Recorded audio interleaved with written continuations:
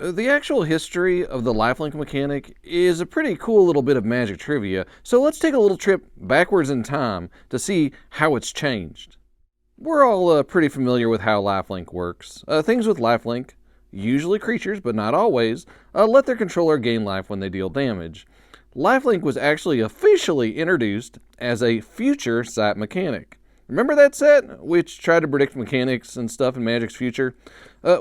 Future sight had a few instances of lifelink in it, like Mist Meadow's Skulk here. Previous to this, anytime Wizards wanted to print a card with this kind of ability, it got the triggered ability. Whenever this creature deals damage, you gain that much life. I mean, remember everyone's favorite morph, Exalted Angel? So when Future Sight came out, you could put a Loxodon Hammer on the Mist Meadow Skulk and gain life twice, in different ways.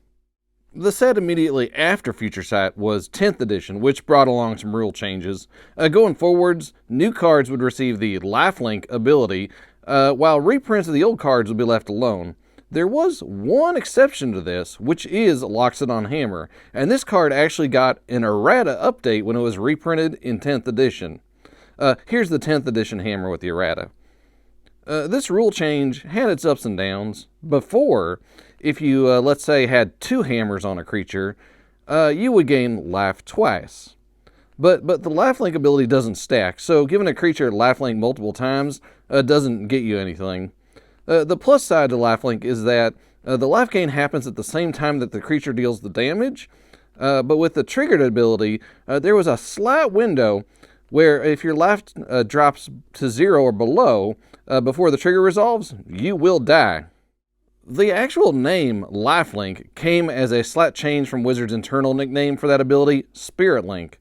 Spirit Link is actually an enchantment first printed way back in Legends that does that sort of thing. It's important to note here that, though, for whatever it matters, with Spirit Link, the enchantment is actually gaining you life and not the creature. So, how old is this ability? Well, the very first creature ever printed that had a lifelink ability was El Hajjaj from Arabian Nights. So, it's not quite as old as Alpha, but it's close. You can sort of see why between this card and Spirit Link, that lifelink has been associated primarily with the colors black and white for so long.